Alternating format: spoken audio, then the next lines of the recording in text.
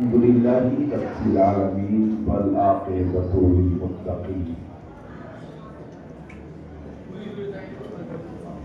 والصلاة والسلام على سيدنا ومولانا محمد كان عليا في درجاته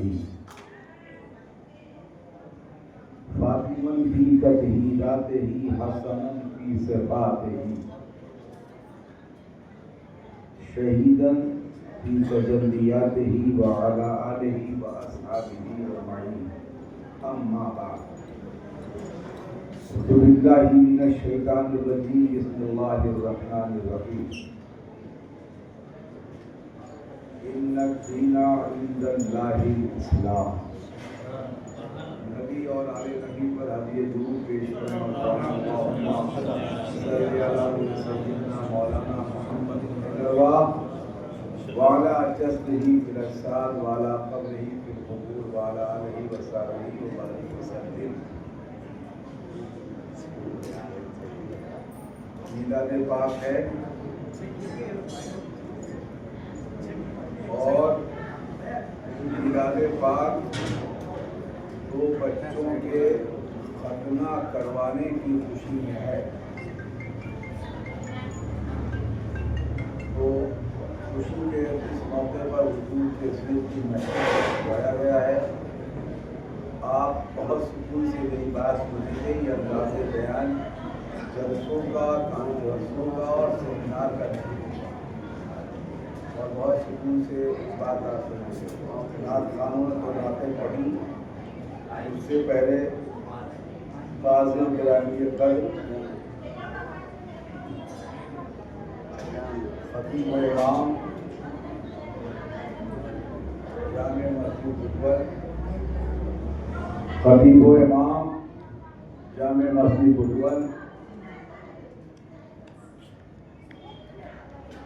حضرت علامہ و مولانا شاہد رضا خانی ازہری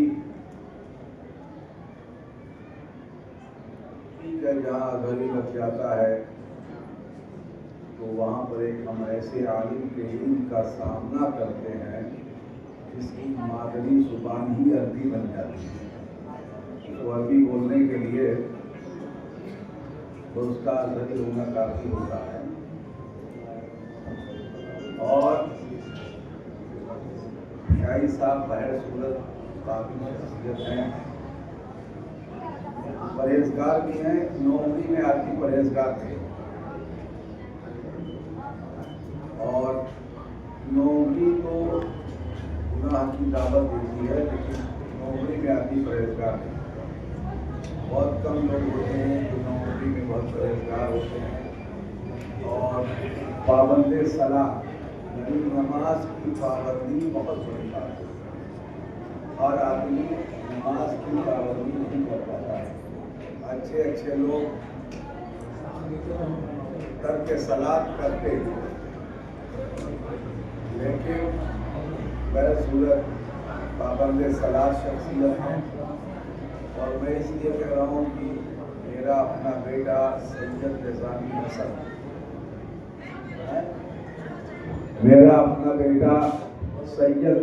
حسن خود ازہر میں پڑھتا ہے.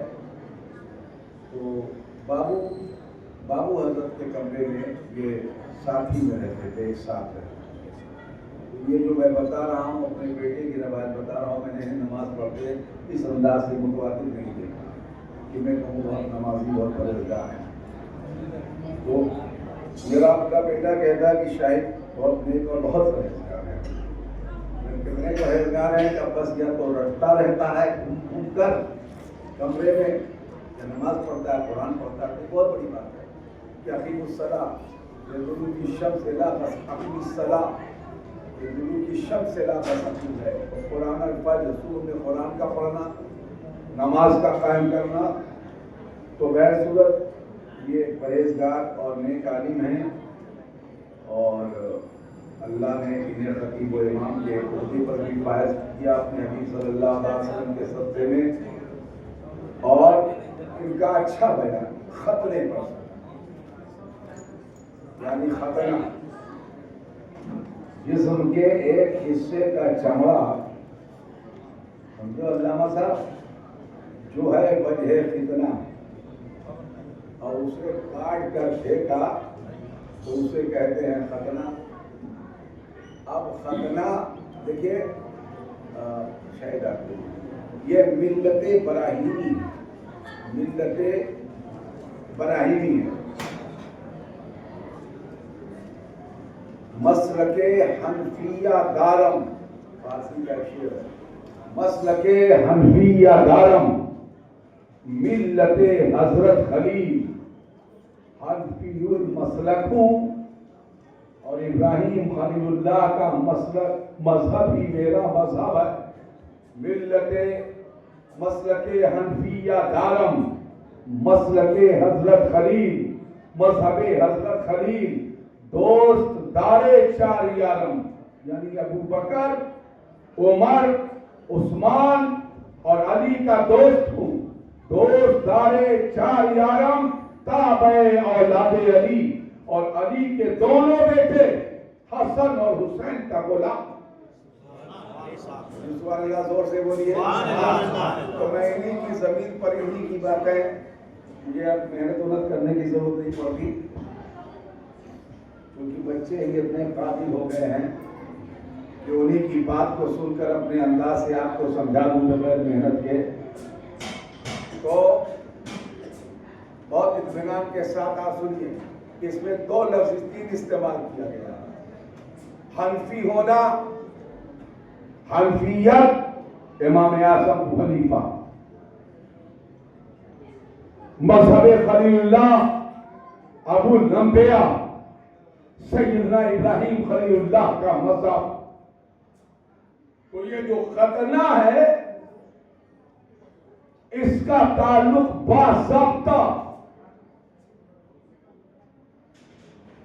اس ختنے کا تعلق باضابطہ سیدنا ابراہیم خلیل اللہ سے۔ تو جتنے بھی براہیمی دنیا میں پائے جاتے ہیں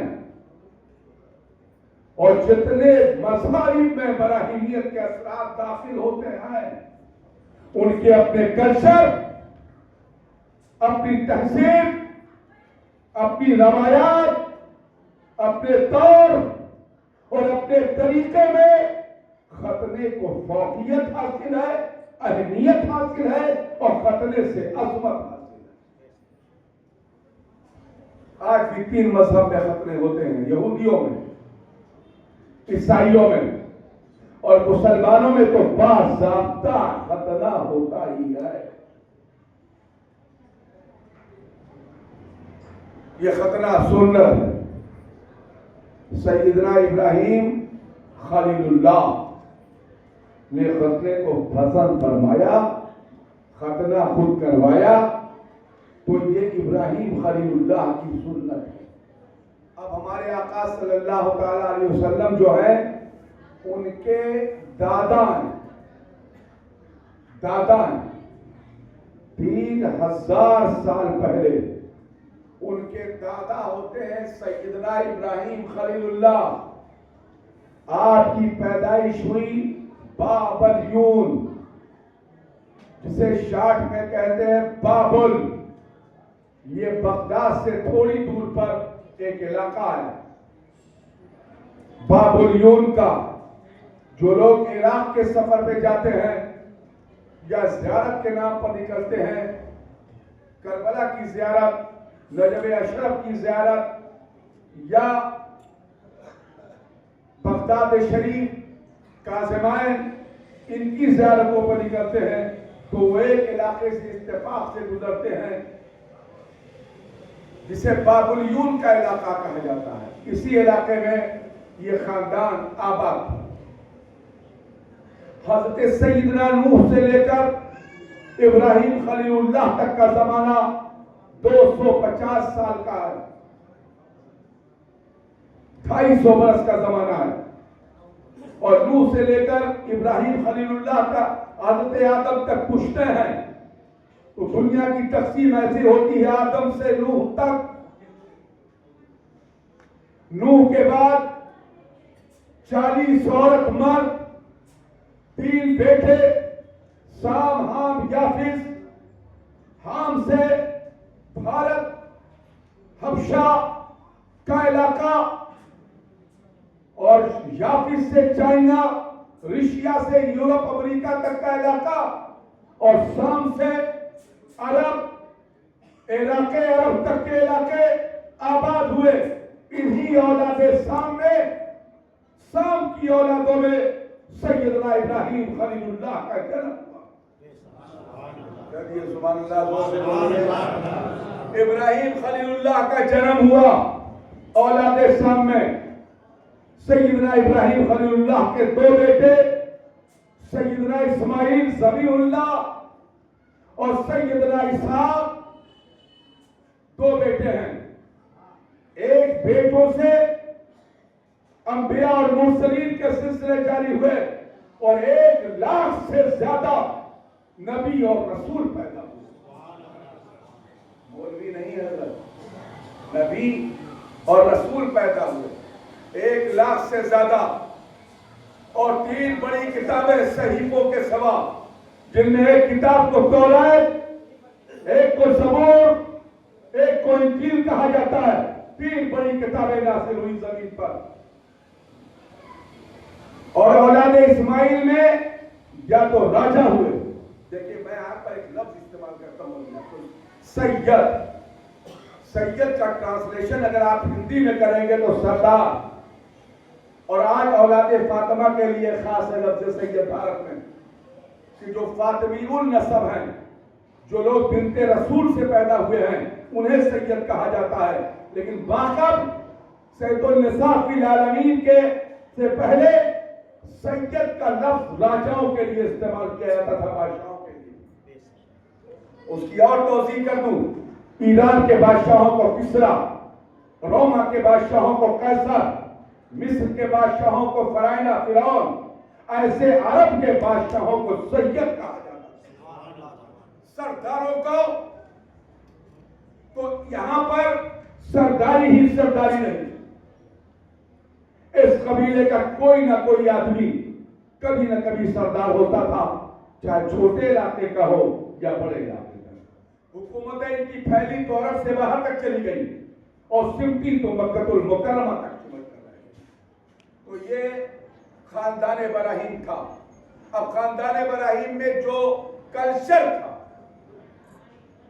کیا زور سے بولیے، جیسے قبلہ آپ حج کرنے جاتے ہیں تو کیا حج 1500 سال سے ہے؟ کیا حجر اسود کا چومنا 1500 سال سے ہے؟ کیا منع کا جانا صرف 1500 سال سے ہے؟ کیا مزدلفہ کا جانا صرف 1500 سال سے ہے؟ کیا عرفات میں رکنا یہ 1500 سال سے ہے؟ کیا کعبہ کا طواف صرف 1500 سال سے؟ نہیں، جب سے ابراہیم خلیل اللہ آئے ہیں۔ کہیے سبحان اللہ، زور سے بولیے سبحان اللہ۔ تو جیسے کعبہ کا طواف پہلے ہوتا تھا، طریقہ ابراہیم کا تھا، حجر اسود چوما جاتا تھا، طریقہ ابراہیم کا تھا، مقام ابراہیم کا ادب کیا جاتا تھا، طریقہ ابراہیم کا تھا۔ صفا سے مروہ، مروہ سے صفا تک لوگ چلتے تھے، طریقہ ابراہیم کا تھا۔ منع کی زمین پر قربانی کی جاتی تھی، طریقہ ابراہیم کا تھا۔ زمین حرم میں تیر نہیں چلایا جاتا تھا، تلوار نہیں اٹھائی جاتی تھی، قتل نہیں کیا جاتا تھا، خون نہیں بہایا جاتا تھا۔ یہ طریقہ ابراہیم کا بنایا ہوا تھا۔ زور سے بولیے سبحان اللہ، زور سے بولیے سبحان اللہ۔ یہ لمبے کرتے پہننا طریقہ ابراہیم کا تھا، یہ صافے باندھنا طریقہ ابراہیم کا تھا، یہ چادروں کا ڈالنا طریقہ ابراہیم کا تھا، یہ سر جھکانا طریقہ ابراہیم کا تھا، یہ سجدہ کرنا طریقہ ابراہیم کا تھا، یہ نکاح کرنا، فَانكِحُوا مَا طَابَ لَكُم مِّنَ النِّسَاءِ، جو لڑکیاں پسند آئیں ان سے شادی کرو، یہ طریقہ ابراہیم کا تھا۔ تو نکاح کرنا ابراہیم کا طریقہ، چھوڑ بھی دینا یہ ابراہیم کے قانون میں شامل تھا. ابراہیم کی 2 بیویاں تھیں، سارا اور ہاجرہ. ہاجرہ سے یہ پورا عرب تھا، سارا سے ہبرون، یروشلم، کنعان اور مصر کے علاقے میں نسل پھیلی. وہاں بھی اسے نسل ابراہیم کہا جاتا ہے، ان کو بھی نسل ابراہیم کہا جاتا ہے. آج بھی مذہبی پیشواؤں کے لباس دیکھیے خاندان ابراہیم کے، وہ چاہے یہودی ہو یا عیسائی، ان کے پہناؤں پہ غور کیجئے، ایک جیسے. اب آ جائیے اسلام میں آخری پیغمبر آئے. اسلام نہ کوئی نیا دین ہے، نہ کوئی نیا دھرم ہے، نہ کوئی نیا مذہب ہے. چونکہ یہ مذہب عرب سے شروع ہوا ہمارے پیغمبر کے زمانے میں، لہذا اس کی اصطلاح عربی میں. اِنَّا أَنزَلْنَاهُ قُرْآنًا عَرَبِيًّا لَعَلَّكُمْ تَعْقِلُونَ. تو ہمارے پیغمبر آئے. تو جب ہمارے پیغمبر تشریف لائے تو 2 راستہ تھا. یا تو آپ کے دادا عبد المطلب، حضرت سیدنا عبد المطلب، یا آپ کے چچا جناب ابو طالب. یہ دیکھیں 2 ہی آپ کے ذمہ دار تھے، دادا. اور دادا کتنا چاہتا تھا آپ کو میں بتاؤں. سیدنا ابو طالب، سیدنا عبد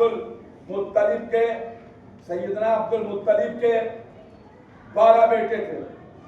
کتنے تھے؟ زور سے بولو. 12 بیٹے میں پوتے پوتی نواسے نواسیوں کی قطار کھڑی تھی. اور صرف تنہا یہ وہ سردار تھے مکہ کے جنہیں کعبہ کی دیوار سے ٹیک لگا کر بیٹھنے کا حق حاصل تھا. یعنی یہ دیوار کعبہ تو وہ ایسے ٹیک لگا کر بیٹھتے تھے اور لوگ ایسے سامنے بیٹھتے تھے کعبہ کے اندر. یہ آپ کا درجہ تھا، یہ آپ کا مرتبہ تھا، اور یہ آپ کا مقام تھا، یہ آپ کی پوش تھی جسے پوش کہتے ہیں. کوئی آپ کے سامنے ٹیک نہیں لگا سکتا تھا. تو جب آپ کی نظر حضور پہ پڑتی اور حضور چھوٹی سی، چھوٹے کا لفظ استعمال کرتے تھے، اے مسٹر کام کیا انگریزی زیادہ بولتے ہو یار، ذرا ادھر آؤ. ہاں آپ بتائیے حضور کی عمر اب اندازہ لگا لیا نا، اشارے سے اندازہ لگ گیا نا. اس عمر میں حضور ایسے داخل ہوتے باب کعبہ کی طرف سے. حضور داخل ہوتے تو آپ کے دادا حضور کو دیکھ کر ایسے سیدھے ہو جاتے اور فرماتے راستہ دے دو، اس کو راستہ دے دو، یہ محمد ہے اسے راستہ دے دو. اور پھر جب وہ آتے تو حضور انہیں گود میں بٹھا لیتے. غور سے بولیے، پیچھے تک بولیے، غور سے بولیے اور پیچھے تک بولیے اگر میری بات سمجھ رہے. جب وہ آتے تو حضور کو گود میں بٹھا لیتے اور فرماتے اے ارباب، تمہیں معلوم ہے اس کا درجہ کتنا بڑا ہے؟ کیا اگر دادا کو دعا کی ضرورت پڑتی تو اپنے چھوٹے سے پوتے حضور صلی اللہ علیہ وسلم کو اپنی گود میں لیتے اور ان کے واسطے سے دعا مانگتے. یہ سلسلہ پورے خاندان میں جاری تھا. جب بھی کسی کو دعا کی ضرورت ہوتی تو حضور کو لے کر دعا مانگتے. سبحان اللہ. اتنا چاہنے والا دادا ہے، اس نے آپ کے ختنے کا بھی انتظام کیا ہوگا. جب آپ کے خاندان کا طریقہ ہی تھا ختنہ، کیا تھا؟ تو 7ویں روز کیا عقیقہ، ہے نا، اور صاف ظاہر تھا کہ عقیقے ہی میں ہو جاتا ختنہ. ختنہ لیٹ نہیں کرنا چاہیے، پھٹافٹ چھٹا چھٹ نپٹا دینا چاہیے. لیکن اگر لیٹ ہو جائے تو کوئی گناہ نہیں. غور سے بولو. جب بھی ادا کریں گے ادا ہو جائے گا، اس میں کوئی برائی نہیں ہے، لیکن کر لینا چاہیے، لیٹ نہیں کرنا چاہیے. لیکن جب بھی کریں گے ہو جائے گا. ہاں اس وقت بچے کو تکلیف زیادہ ہوگی. اس کا خطرہ ہو گیا ہے. بعد میں چیخے کہیں اس کو نمٹاؤ فٹافٹ, چھوٹی سی عمر میں ختنہ کروا. تو اب سوال ہے کہ حضور کے لیے ختنہ کیا گیا کہ نہیں کیا گیا. روایت میں اختلاف ہے. امام زہبی وغیرہ آپ کے ہیں, امام زہبی سب سے زیادہ اس مسئلے کا اختلاف کرتے ہیں. کہتے ہیں کہ صاحب کروایا گیا, ٹھیک ہے, جدید کی اپنی روایت ہے, لیکن کثیر تعداد اس چیز پر ہے کہ حضور کا ختنہ کروایا ہی نہیں گیا. کہتے ہو سبحان اللہ, زور سے. اب دیکھیں یہ بالکل خبر کی طرح ہے. ایک آیا بولا کروایا گیا, دوسرے نے کہا کروایا گیا, تیسرے نے کہا کروایا گیا. دیکھا تھا تم نے کروایا گیا؟ نہیں, میں سنا, میں نے سنا. ارے وہاں ہزاروں اونٹ کاٹے جا رہے تھے اور اونٹ پورے شہر میں اونٹوں کے گوشت بانٹے جا رہے تھے. یہاں تک کہ درندوں یعنی شیروں کے لیے, گیدڑوں کے لیے, چیل کے لیے, کوے تک کے لیے گوشت تقسیم کیے جا رہے تھے, رکھے جا رہے تھے پہاڑوں پر. چرند کھائیں, پرند کھائیں, درند کھائیں. آج میرے گھر میں پوتا پیدا ہوا ہے تو سب اس کھانے کو کھائیں. دیر بعد یاد آیا کہاں تھے, پیمنٹ آدھا کر دیا, اب آدھے پہ لایا ہو تو پیمنٹ پورا کیسے, تو گھر کیسے چلے گا؟ ماں باپ کی پرورش, پھر ایک چھٹنی کا ایک کود پڑتی ہے لڑکی بیچ میں جس کو ہم بیوی کہتے ہیں, تو پھر اس کی پرورش, پھر اس سے ہے نا چھوٹے چھوٹے پیدا ہوتے ہیں. ایسے دیکھو یہ بیٹھا ہوا ہے نمونہ, تو ان کی پرورش. ایک زمانہ وہ آتا ہے کہ ہم بوڑھے ہو جاتے ہیں اور ضعیفی آ جاتی ہے, اس وقت بھی اس لیے کمایا جاتا ہے, کمایا نہیں جاتا, اس وقت اولادوں کو کمانے کا طریقہ بتایا جاتا ہے. جیسے دیکھو میں شاہد کی تقریر سن کے گیا, بطور سے نہیں متوایا, اور نظامی بابو لاپرواہی کرتے تھے صاحب, تو سن رہے ہوں گے, کہہ رہے ہوں کہ آپ کی کیا ہے, کہ وہ سب بول جاتے ہیں سب باہر کے ساتھ. تو میں نے کہا, اس سے میں نے کہا تمہیں ٹکٹ وٹ نہیں ملے گا آپ جانے, خالی پیسہ فون خرچی کرواتے ہو, میرا پیسہ زیادہ خرچ کرواتے ہو, نہیں بھیجیں گے. لیکن یہ بولتے ہو جانا ضروری ہے, اظہر جانا, میرا مصر جانا ضروری ہے. تو میں نے کہا اگر مصر تمہارا جانا ضروری ہے تو ایک تقریر میرے سامنے ایسی تقریر کرو, ایسی تقریر کرو, ایسی تقریر کرو کہ ہر عالم کہے کہ تقریر نہ کرو. دلائل سے بری ہوئی ہے, ورنہ تم شاہی سے ہار گئے, میں تم شاہی سے ہار گئے, شکست کھا گئے, جو میں سن کے آ رہا ہوں. تو صاحب ان کا اچھا ٹھیک ہے, اب آپ کی مرضی ہے تو کیا جائے گا. میں نے کہا اگر تم نے اچھی تقریر کر دی تو تمہیں ٹکٹ دے دوں. صاحب ایک ہفتے پہلے پروگرام تھا, کیا تاریخ کو تھا, 8 تاریخ کو مولانا شاہد صاحب قبلہ بھی, مولانا شاہد صاحب قبلہ بھی موجود تھے اس پروگرام میں. علماء کثرت سے تھے, یعنی بارڈر کے اس کونے سے لے کر وہاں تک میرے دادا کا فاتحہ ہوتا ہے, میرے دادا کے کئی جگہ فاتحہ ہوتے ہیں, گرانڈ فادر مخدوم ملت پیر سید رتبہ, اور بہت بڑا بڑا فاتحہ ہوتا ہے. جیسے یہ تقریب آپ دیکھ رہے ہیں, اس سے کمزور نہیں ہوتی. یہ آپ سمجھ لیجیے کتنا بڑا فاتحہ رہا ہوگا. دن میں 3 بجے سے لے کر 10 بجے رات تک ختم, بڑے بڑے علماء, پورے مدارس کے علماء. نظامی بابو کو ہر بڑے عالم کو 15 منٹ دیا گیا ہے نا, موشائی صاحب کو یہ 15 منٹ دیا گیا, بس 15 منٹ آپ بول رہے, اس زیادہ کا ٹائم نہیں تھا. بڑے علماء, ان کو 15 منٹ کا ٹائم. نظامی بابو کی قسمت کی, میں نے ان کے بیچ اٹھ کے چلا گیا استنجا کرنے کے لیے, اسٹیج سے لمبا پروگرام چل رہا تھا. تو آپ سمجھ لیں کہ انہوں نے خطاب کیا, لاجواب خطاب کیا, کیا لاجواب خطاب کیا. بلکہ میں نے یہ کہا پہلے تک تم نے اور شاہد نے کوئی ایگریمنٹ تو نہیں کر دیا تھا کہ میں ڈاؤن کروں تم آگے نکل جاؤ, ایسا تو نہیں. ہر عالم نے کہا دلائل کی برسات کی. خیر چلیے بات ہو گئی. تو ہر باپ جو ہوتا ہے پھر لاسٹ میں جیتا اولاد کے لیے. چلو سبحان اللہ. زور سے بولو. اس کو کاروبار کا طریقہ بتاتا ہے. بھائی بھائی کو نہیں بتا سکتا اور چچا بھتیجے کو نہیں بتا سکتا. زور سے بولیے. نانا نواسے کو نہیں بتاتا, ماموں بھانجے کو طریقہ نہیں بتاتا, لیکن وہ بیٹے کو کان میں چپکے سے بتاتا ہے. اور بیٹے کے پاس صلاحیت اگر ہے تو حاصل کر لیتا ہے. باپ کا علم اگر بیٹے کو ناس پر ہو پھر پسر لائی کے میرا سے پدر چپ کرو. اور اسے اپنی اولادوں پر خوشی ہوتی ہے جب وہ کامیاب ہوتے ہیں. وہ کوئی اچھا فیصلہ جب اولادیں کرتی ہیں تو سب سے زیادہ جسے خوشی ہوتی ہے وہ باپ کو خوشی ہوتی ہے. کہتے کہ باپ اس کا اترادھیکاری اور باپ کا جانشین بیٹا ہوتا ہے.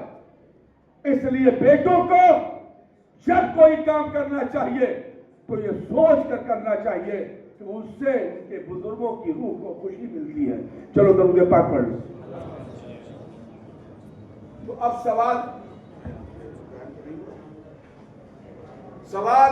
اس بات کا ہے کہ آخر آپ کے دادا نے کیا کہ نہیں کیا. اس پہ اختلاف ہے.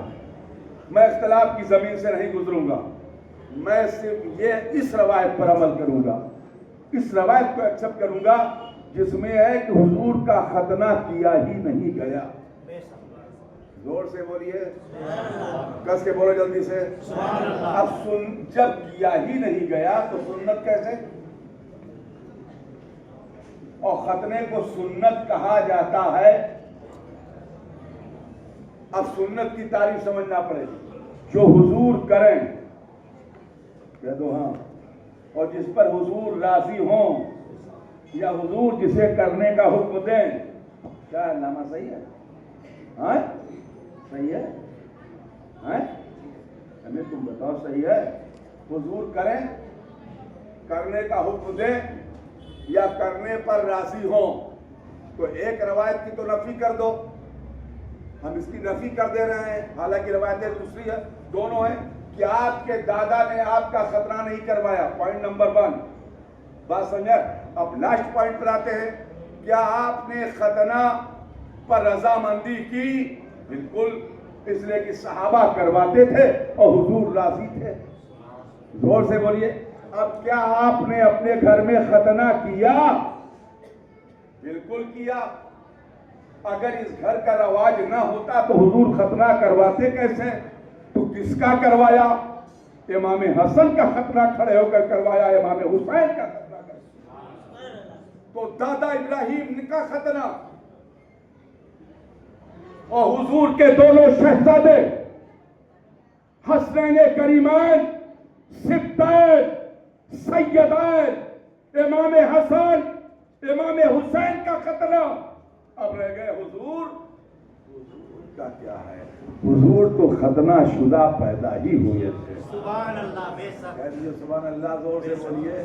حضور کے خصائص میں ہے کہ جب حضور نے فرمایا, خود فرمایا, حدیث پاک ہے کہ کسی نے میری شرمگاہ دیکھی ہی نہیں. اب سوال ہے کہ یہاں کسی سے کون مراد ہے؟ ماں یا بڑی بہن یا بیوی؟ یہ ایسے رشتے ہیں جن سے ہم ان چیزوں کو بچا ہی نہیں سکتے. ہماری ماں جو ہمیں پالتی ہے, پرورش کرتی ہے, بہن بڑی بہن جو گودوں میں اٹھا کے چلتی ہے, اور بیوی جو زندگی میں داخل ہوتی ہے, ان سے کیسے کر سکتے ہیں؟ تو پھر کسی سے مراد کیا ہے؟ صاف ظاہر ہے کسی سے مراد یہاں وہ لوگ ہیں جنہیں ختنے کے لیے آپ کی شرمگاہ کو دیکھنا تھا اور اس حصے کو کاٹنا تھا. یہاں نفی کروا رہے پیغمبر کہ لوگوں میری شرمگاہ کو جب کسی نے دیکھا نہیں تو بڑے ہوئے حصے کو کسی نے کاٹا نہیں. اب یہاں روایت ایسے بولیں گے میں محمد اللہ نے میری خصائص میں اس چیز کو داخل کیا کہ میں زمین پر آیا لیکن میں ختنہ کیا ہوا تھا. سبحان اللہ بے شک کہہ دو سبحان اللہ. سبحان اللہ. چلو درود پاک پڑھ لو. اللهم صل على سيدنا محمد. زور سے بولیے. اب درود پاک پڑھ لیا تو اب ولادت پاک کی روایت پڑھ دیتے ہیں. 12 ربیع الاول شریف صبح صادق بھور میں مکہ کی زمین پر کاشان عبد المطلب میں حضرت عبداللہ کے واسطے سے حضرت آمنہ کے شکم اقدس سے حضور رحمت عالم صلی اللہ تعالی علیہ وسلم کی ولادت پاک ہوئی. نور کا سلسلہ عرش سے فرش تک ماہ پاروں کے ذروں نے پائی چمک. سجدہ کرتا ہے جھک کر زمین کو فلک. اپنا رتبہ بڑھائیں یہ کہہ کر ملک السلام اے نبی السلام. تفصیل نہیں بولیں گے, شارٹ میں بتا دے. زمین سے آسمان تک نور کی سیڑھی لگی ہوئی اور اس پر سے فرشتے آسمان سے زمین پر آتے تھے, زمین سے آسمان پر جاتے تھے. یہ نور کی سیڑھیاں جو وقت رفتاری سے سفر کرتی تھی فرشتوں کو لے کر. اور حضور کی ولادت پاک کمرے کے اندر. آپ کی والدہ سیدہ آمنہ خاتون جنت فرماتی ہیں کہ میرے بدن سے نور نکلا. پھر میں نے جب جھک کر دیکھا تو وہ ملبوس تھا. ملبوس کا مطلب ننگ بھڑنگ نہیں تھا. ارے بولو جلدی سے سبحان اللہ. وہ ملبوس تھا یعنی کپڑا پہنے ہوئے اور ناف کٹی ہوئی تھی.